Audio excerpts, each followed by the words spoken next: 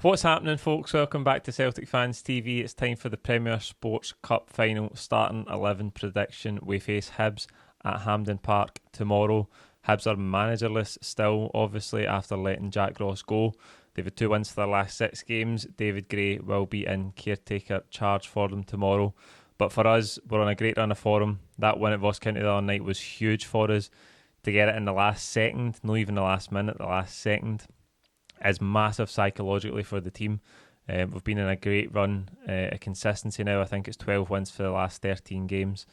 And it was so vital that we come into this game keeping that run going with a spring in our step. And Anthony Ralston's last second header ensured that for us. Obviously, the team was patched together due to injuries. I don't know how many of the big players that we want to be back for this cup final are going to be back.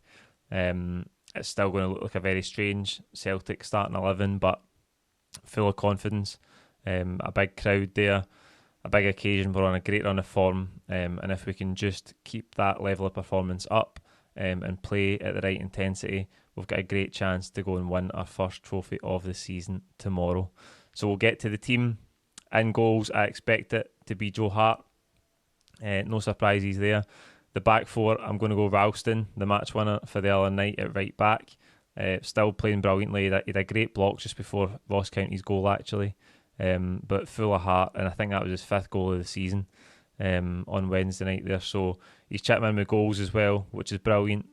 He's definitely going to keep his place at right back. I think Carter Vickers and Starfelt will be the centre-half pairing, provided Starfelt's suspension is obviously in the league, so he'll miss the next league match, but he should be available for tomorrow, I'm sure. At left back, I think Greg Taylor will get the nod. I know Liam Scales started the other night. He had a great assist, a lovely low cross for a Abada's goal, but I think he really tired in the second half, and he invited the pressure just before Ross County's goal with a really slack back pass into Carter Vickers, and then he loses his man at the corner for the goal as well. So I think Greg Taylor will just get the nod at left back. In midfield, it'll be the first choice 3, one of the only areas of the pitch where we can rely on the first choice selections. Callum McGregor will captain the team in the deep lying midfield position. Obviously, there's a knock-on effect here, depending who plays further up the pitch. During the week, we've seen Beaton play in that deeper position. McGregor moved forward one. Rogic started on the bench, but I don't think there's any chance of Tom Rogic starting on the bench tomorrow. He came on to great effect again, putting that cross in for Ralston's winner. He's in a good vein of form. He's got to start in this cup final. There's no two ways about that. David Turnbull will play alongside them. He's a big performance from all of the 3 in this game. You think back to that game at Easter Road where we won comfortably, up 3-0 in the first half, finished 3-1. We were really, really good in the opening 30-35 minutes of that game. So if we can start like that tomorrow, it's going to give us a great chance of winning the trophy. Now, the front 3, that's where the big decisions have to be made. We've seen Juranovic on the right-hand side, Abada through the middle. The other night there, young Montgomery on the left, who I think really struggled. He's struggled on a lot of occasions recently, Adam Montgomery, when he's been in the team. I don't think he's quite a left winger. He's probably more suited to left back. But the injuries just make that area of the pitch an absolute nightmare for us. So I'm going to go with Juranovic on the right-hand side. He did get in great crossing positions the other night there against Ross County, but his final ball did let him down at times. But Ange touched on this in the press conference yesterday, that's maybe to be expected of players playing out of position, not natural attacking players. He's not a winger, he's a fullback. So again, I just think the injuries mean that he's the only real option that we've got to play in that position. I don't think James Forrest's available. Jota's obviously out longer term. Hopefully he's going to be back in the next couple of weeks, but he's no chance of playing in this game. On the left hand side, as I just said, Montgomery really struggled. Young Owen Moffat came on to make his competitive debut, which was brilliant for him. He looked sharp enough without being on the ball too much. Maybe wouldn't surprise me to see Owen Moffat start this game, but having watched the wee training video yesterday, I can see that Mikey Johnson is back in training, so he's, I would say, highest up the pecking order in terms of fit available wingers.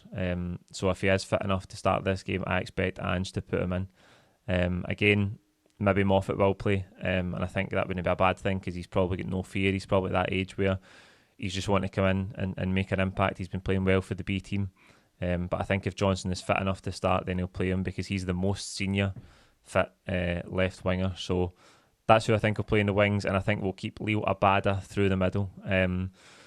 Scored a good goal the other night, got in the right position. That's the kind of crosses I've been looking for us to play a lot more often into the Kyogo when he's playing. I was going to put Kyogo in here.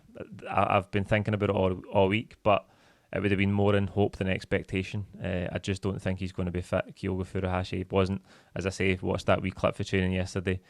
He was nowhere to be seen, and I think it would be a risk to put him into this game. We've obviously got bigger games coming up between now and the winter break. Whatever happens with the winter break, whether it's brought forward because of the spike in these COVID cases again, I don't know. But I just don't think he's going to make it in time for the cup final, which is a real pity because he's such a massive, massive player for us. And it would be great to crown the first trophy and for him to be a part of it because he's made such an impact since he arrived at the club. But I just don't think he's going to be fit. Abada, as I say, right in the right position at the right time the other night. He's got a bit of pace to go in behind. And he's had a knack for scoring goals. You think back to that first few weeks at the club, he was getting a lot of rebounds. He was in the right position at the back post a few times to score for a wide area. So I think he's got a nose for a goal. And again, he's maybe the best option that we've got just now because the injuries have really, really hurt us. So there you go. That's the starting 11 I think the manager will go with for the cup final tomorrow. Let me know who you think will start in the comments below. Like this video and please don't forget to subscribe if you haven't already. We'll be back tomorrow. We'll be at the game. We'll have all of the full-time reaction as normal and the post-match pint, hopefully celebrating Celtic's first trophy of the season from Malone's too. So cheers for watching and Mono Hoops.